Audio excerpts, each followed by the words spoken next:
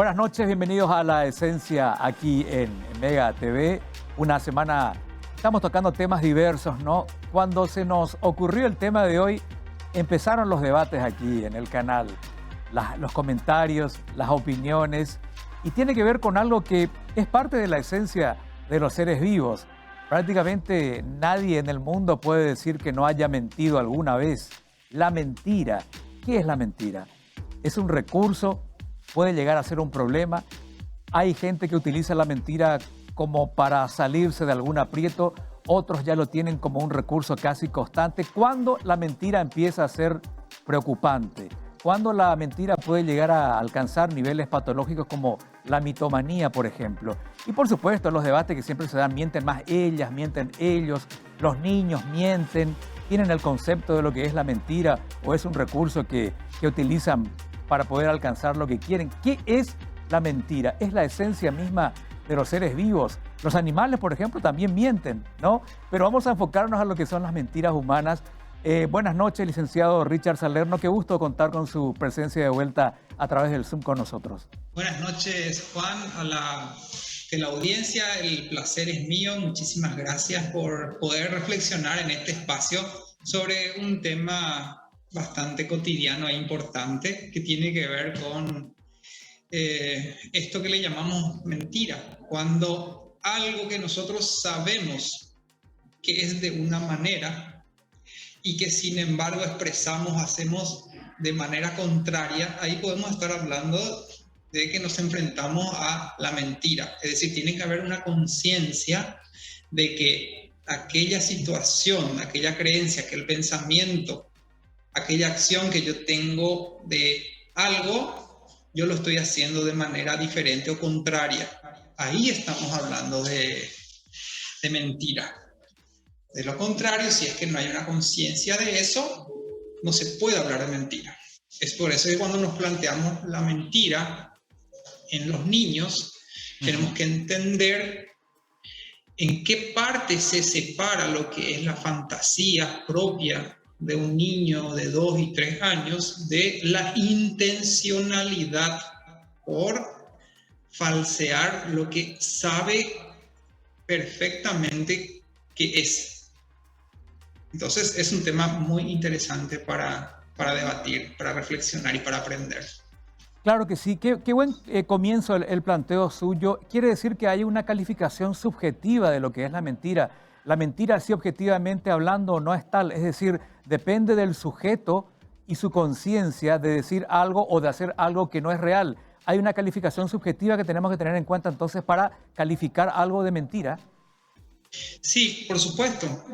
A ver, si una persona no tiene la información correcta de algo y genuinamente cree que, a ver, si una persona genuinamente cree que la Tierra es plana porque no accedió a la instrucción formal para saber que la Tierra tiene una forma de circunferencia, y esta persona desde su experiencia y desde su conocimiento empírico considera que la Tierra es plana, pues no la podemos endilgar de mentirosa.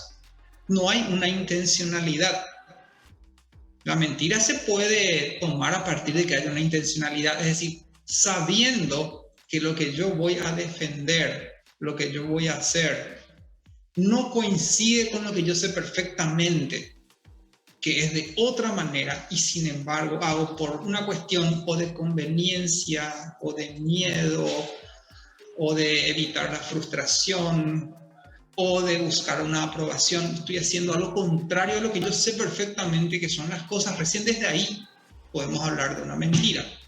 Por eso es que cuando hablamos de los niños, tenemos que entender muy bien en qué etapa evolutiva se encuentra ese niño para considerar que sus palabras y sus acciones pueden estar configuradas como mentirosas o no. Y por otro lado, es muy importante también, sobre todo en el caso de los niños y los adolescentes, separar la conducta de la persona. Sí, esto es clave a nivel psicológico y relacional.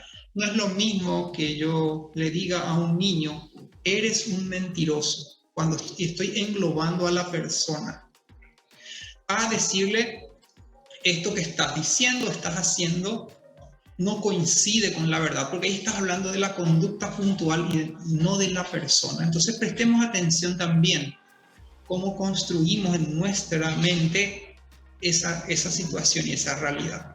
¿Sí? Tenemos que separar persona de conducta. Si queremos corregir, vamos a corregir la conducta, pero vamos a mantener intacta la dignidad de la persona. ¿Sí? Ajá. Hablando de la niñez, este es un tema muy apasionante. Uh-huh.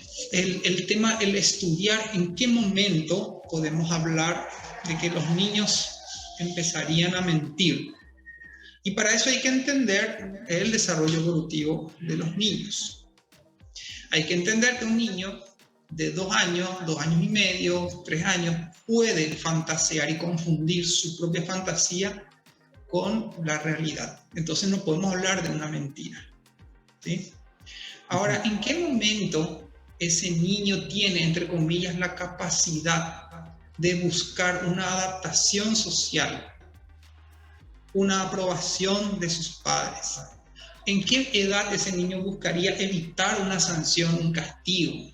O buscar explorar sencillamente una experiencia al decir algo en el que no lo cree.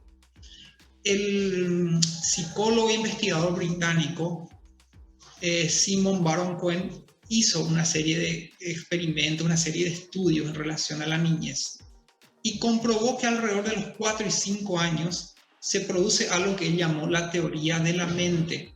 Es decir, alrededor de los 4 años y medio, 5 en algunos casos, el niño es capaz de comprender que su pensamiento, su creencia, sus emociones pueden ser distintas a los pensamientos, las creencias y las emociones que tienen los demás. Es decir, puede distinguir que el otro también tiene una mente distinta a la de él.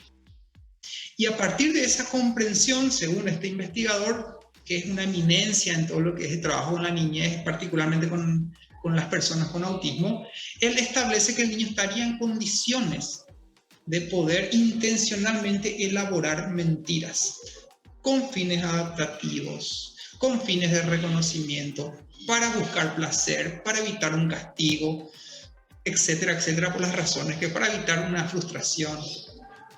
Y después, si es que tenemos tiempo, les voy a comentar la parte más anecdótica en qué consistió el experimento que planteó a los niños entre 4 y 5 años de edad para detectar si es que ya estaban en condiciones evolutivas de poder elaborar intencionalmente mentiras. Y justamente hablando de eso, licenciado, le planteo un ejemplo que suelo observar casi cotidianamente en mi casa. Tengo una sobrinita, no ha cumplido todavía 2 años, va a mi casa porque vive al lado y empieza a tocar algo de mi esposa que no está en ese momento. Entonces yo le digo, cuidado que eso es de tía Rosana.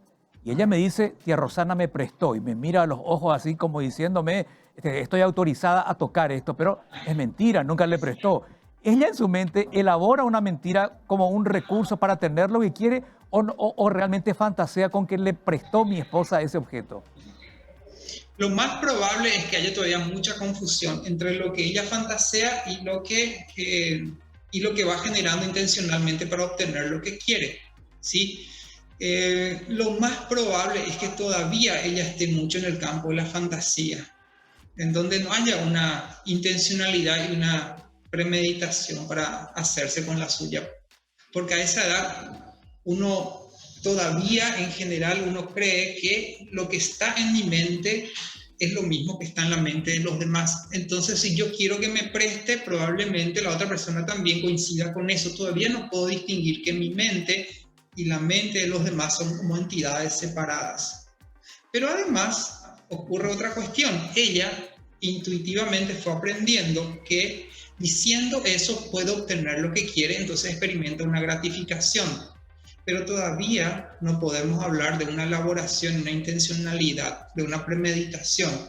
Eso no quita que uno no pueda contrastar los hechos con esa personita y enseñarle a distinguir cuáles de sus deseos se pueden y cuáles de sus deseos por el momento no se pueden, porque podrían conllevar otros riesgos. Entonces, desde un estado de calma y de afectividad, uno ya le va enseñando que no todo lo que uno quiere en un momento dado lo podrá obtener, que a veces es necesario postergar o a veces directamente tal cosa no es conveniente y sin embargo existen otras posibilidades.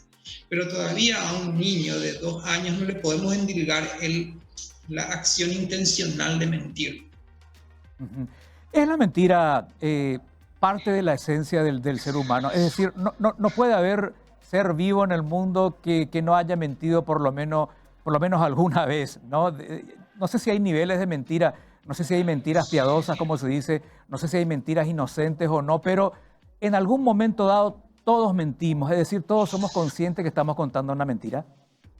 Sí, en algún momento de nuestro desarrollo necesariamente aparece por una serie de carencias, necesidades, temores, creencias, esto de si planteo algo que no es, puedo obtener aquello que creo necesitar, ¿sí?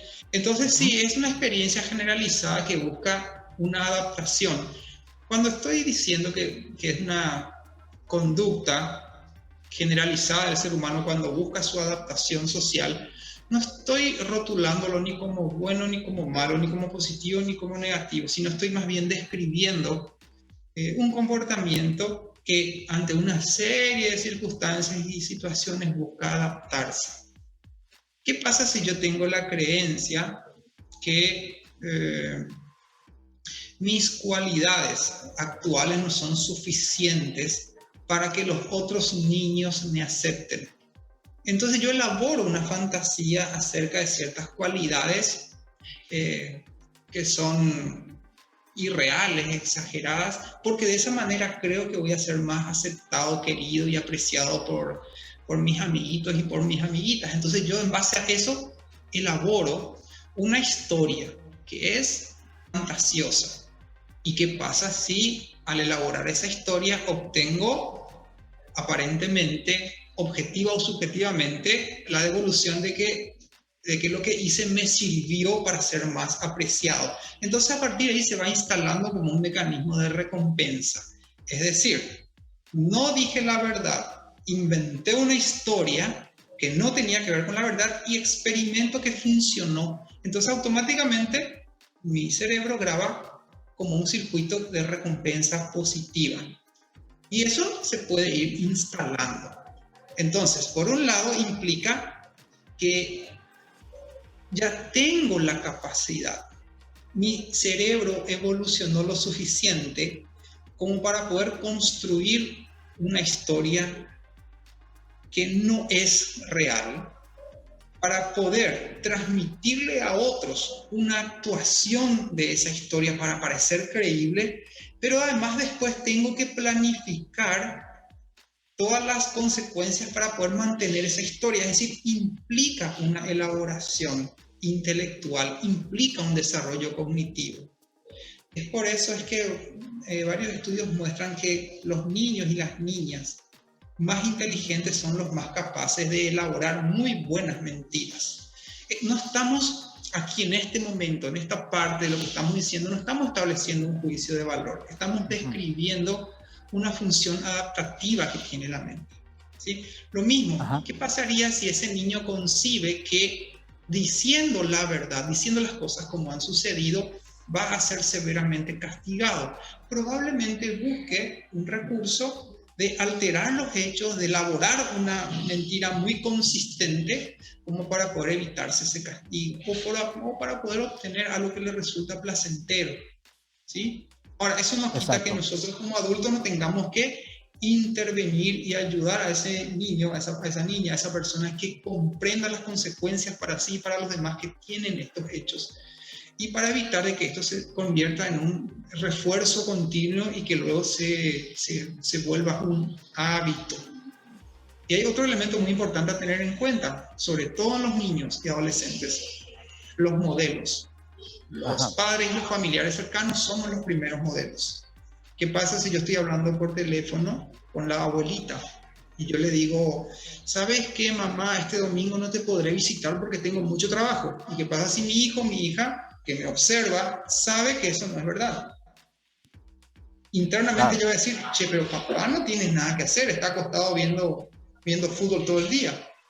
Él sí le está mintiendo. Entonces está percibiendo ese modelo de que la mentira es nomás luego algo normal y no pasa nada, no tiene consecuencias, no tiene un valor. Y además cuando las mentiras se repiten, es como que se va desactivando ese mecanismo mental que tenemos, que nos genera incomodidad al mentir. ¿Sí? Porque ujú, tenemos unos mecanismos mentales que uno al mentir experimenta tensión, experimenta esa disonancia, esa contradicción.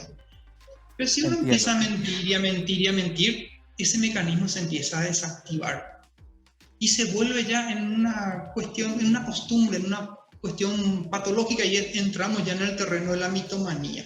A eso quería llegar justamente, licenciado. ¿Qué es la mitomanía? ¿Quién es un mitómano? Así, yo sé que la pregunta a lo mejor es muy amplia, pero resumidamente, el mitómano es aquel que no puede estar sin mentir, ya no miente Así es. por necesidad, sino por vicio. ¿Cómo podríamos Así calificar así mismo, brevemente? Ajá, ya no hay solamente una necesidad adaptativa. Es decir, miento porque necesito comer para sobrevivir. Ya no ajá, existe esa función. En algún momento ese ser humano ingresó como en un circuito en donde el faltar a la verdad se volvió en un hábito y hoy ya se convierte como en una necesidad, es como una adicción. Podemos compararlo como una adicción. Mentir es una necesidad. Mentir ya le da placer, no solo no le afecta negativamente el mentir, ya hasta le produce placer. Ya es como un acto automático. Le llamamos nosotros compulsivo. A veces ya miente por mentir. Cuando nosotros vamos conociendo a los mitómanos, nos preguntamos, ¿pero qué necesidad tiene de mentir? Nadie le preguntó por tal cosa y sin embargo viene e instala una mentira que con el paso del tiempo las personas que ya le van conociendo se dan cuenta que esas mentiras, es decir, se dan cuenta que son solo mentiras y que además no hay ninguna necesidad. Es un acto compulsivo, es como una adicción, ya no lo puede controlar y se siente muy incómodo teniendo que decir la verdad. Ahora, ¿cómo se gestó eso? Si nadie nace mitómano, eso se fue ajá. construyendo. Si bien es cierto, hay algunas teorías que dicen que hay ciertas condiciones neurológicas que bueno, favorecen más o menos, también hay ciertos trastornos de la personalidad que van a favorecer más o menos, sí, eso es verdad. También es importante entender que el ambiente en el que se desarrolla un niño es muy importante para justamente crecer en honestidad, crecer en sinceridad. Porque si nosotros tenemos un ambiente que es muy represor, muy castigador, donde la sanción y la exigencia es muy elevada hacia el niño, probablemente ese niño haya encontrado en las mentiras una manera de aliviar esas tensiones, bajar sus niveles de frustración, el no sentirse querido y aceptado por los padres. En el caso de muchos niños también hacen de que Ajá, ellos tengan que demostrar algo que por ahí consideran que no son o creen que tienen que demostrar algo permanentemente, algo diferente, algo extraordinario. Entonces se va instalando eso.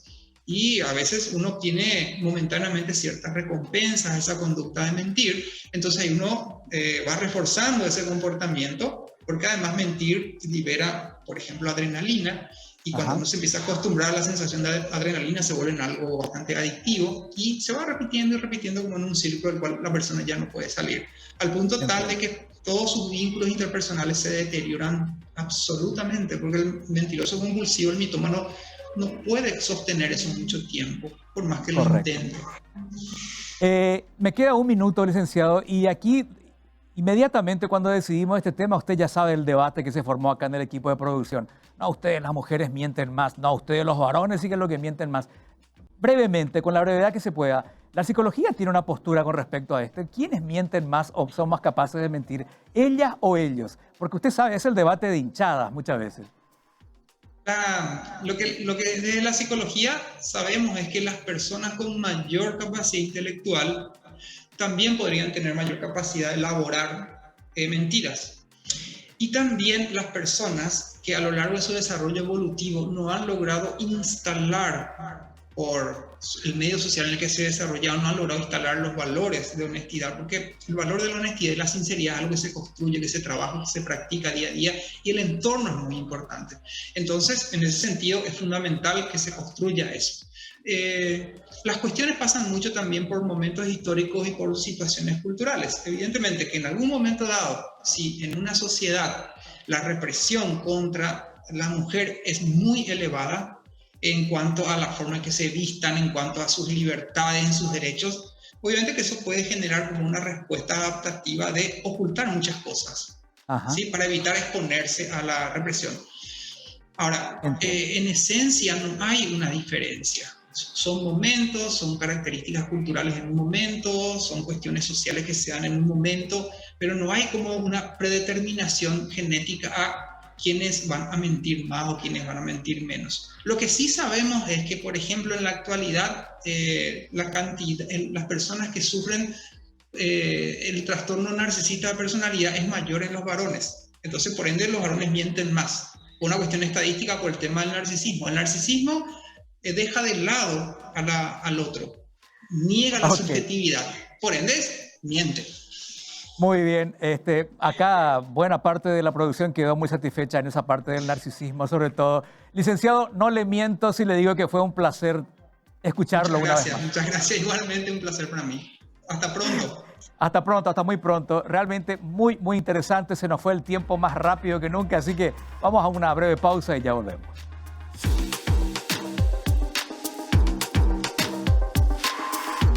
Bueno, genial una vez más el licenciado Richard Salerno para aclararnos algunos puntos, como por ejemplo el tema de los niños. Ellos todavía no están con la conciencia suficiente de elaborar una mentira. Muchas veces lo que nos dicen, las mentiras que nos dicen son en realidad una confusión que todavía tienen con su mundo fantasioso. Después también el tema de que los seres intelectualmente más dotados podrían tener también la capacidad de mentir más.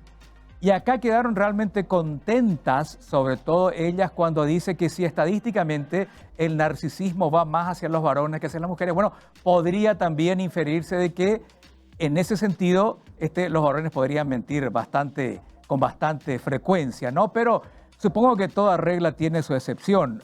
Aclaraba él que la psicología no tiene así una postura muy definida con respecto a quienes mienten más, ellas o ellos, pero la mentira es parte de la esencia humana, solo que a veces ese recurso, esa salida rápida que encontramos ya se convierte en costumbre y en hasta necesidad. Y ahí es donde corremos el peligro de llegar a la mitomanía, es decir, aquel que miente a cada rato no porque tiene la necesidad de hacerlo, sino porque ya tiene el vicio de hacerlo. Ya es un nivel patológico de la enfermedad. Pero dígame, amigo televidente, y no me mienta, usted nunca mintió en su vida. Todos hemos mentido alguna vez. Otra cosita, si los inteligentes mienten más, ¿cómo es que tantos políticos de nuestro país que no se caracterizan justamente por ser inteligentes mienten a cada rato? Es otra excepción a la regla. Debe ser así. Hasta la próxima en La Esencia.